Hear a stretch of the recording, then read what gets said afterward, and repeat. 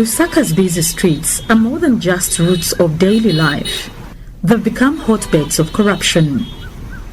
Within the traffic police section, bribery has become so normalized that it is now seen as part of everyday transactions. But this is far from harmless. This entrenched culture of bribery has a direct and often deadly impact on road safety. Some vehicles are not fit to be on the road. They don't even have enough brakes.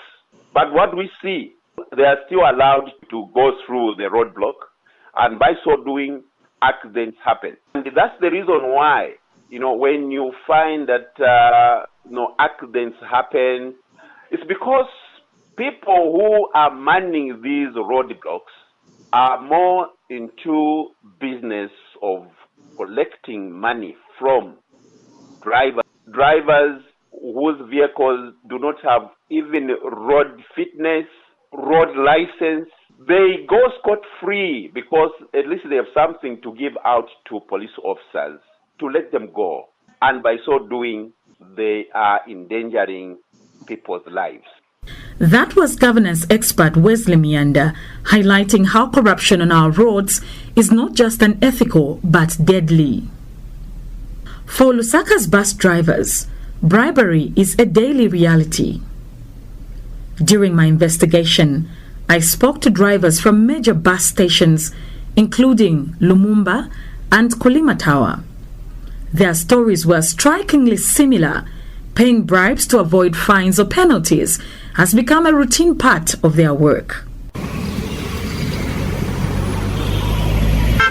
This is fair, but penango mapesa kati nokwana bonse wazachenche takusakira mpaka kali konse pazende pati maona tisipomukara fair maningi wakazingala kuna specific vintu vamene bagwirira binango wakamba tingo palibe chaso bakuleka or first aid mukapezeka timulibe makondo wagwira na makondo kunyacha but like kumapasi easy we can 100 quarters mulandu cheulu wonso wamene wakugwira nawo to wait for the rest of the day or wakumana na wenango to wait kubaza kugwira pa first.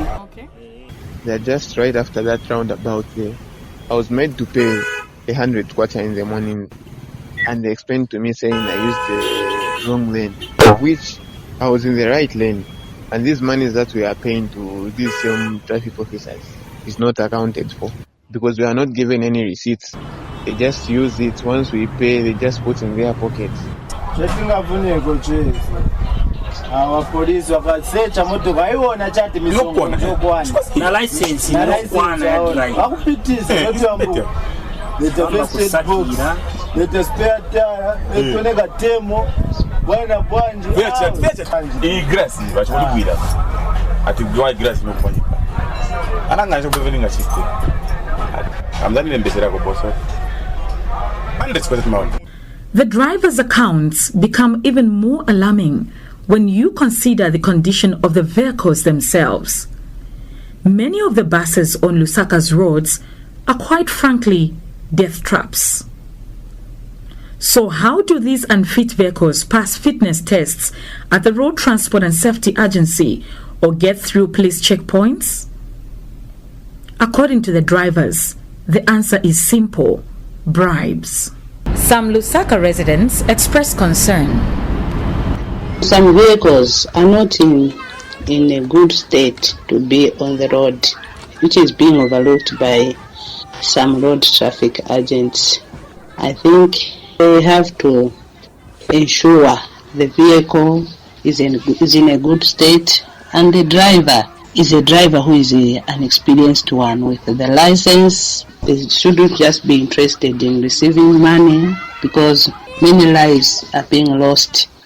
Sometimes you look at the buses moving around on the roads. They are very bad. Very bad. You find that the bus doesn't have anything on the screen. But when you reach the traffic officers, they are letting the bus to pass. The bus, you are using cables to start it. Its windows broken.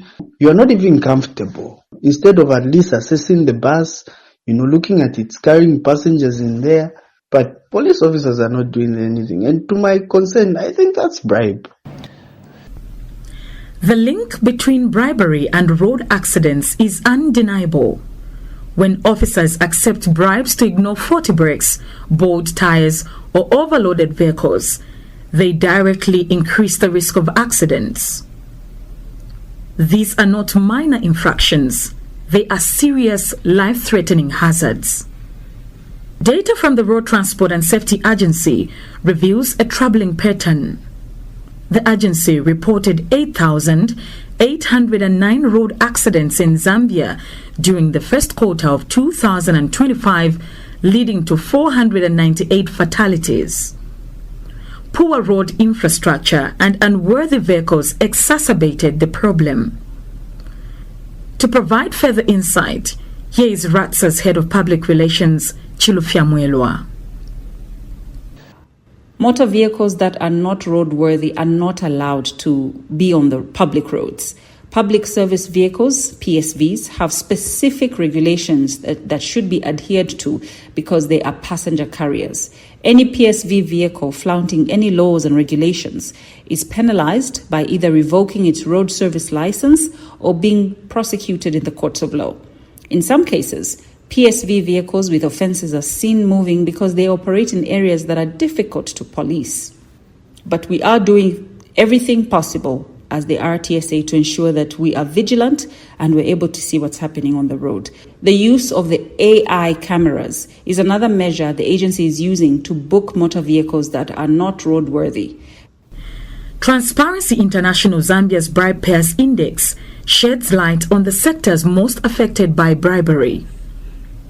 The 2024 report highlights the police, particularly traffic enforcement, as one of the most persistently corrupt institutions. Bright Chizonde, TIZ Advocacy, Policy and Research Manager, notes that law prosecution of offending officers encourages impunity.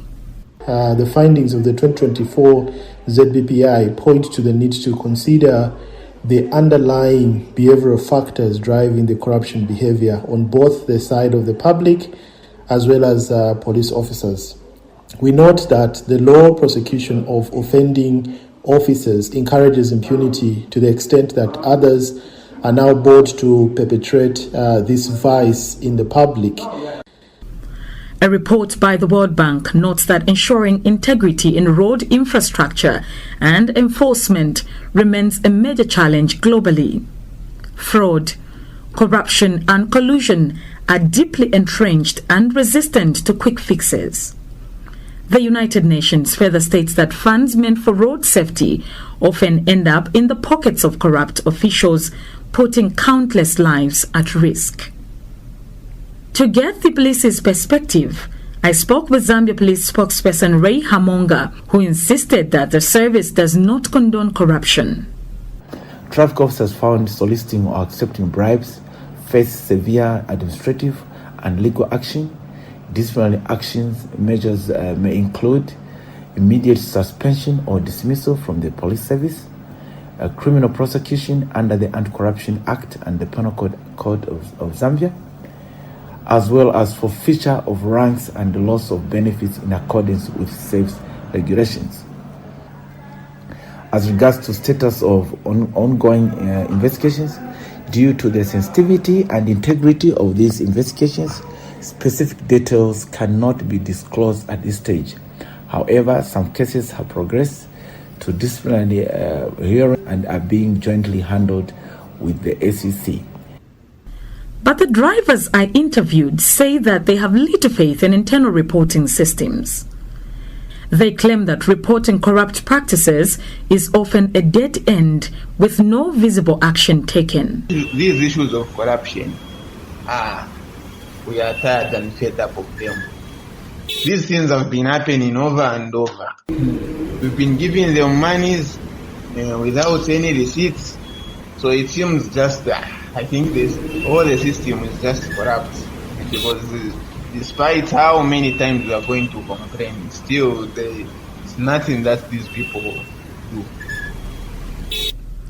In response to a press query, Daniel Mwamba, chairman of the Zambia Road Safety Trust, expressed deep concern over the country's road safety situation. He emphasized that the fight against road injuries must include tackling systemic corruption in law enforcement. While carrying out this investigation, the Anti-Corruption Commission (SCC) arrested 5 Road Transport and Safety Agency (RATSA) officers.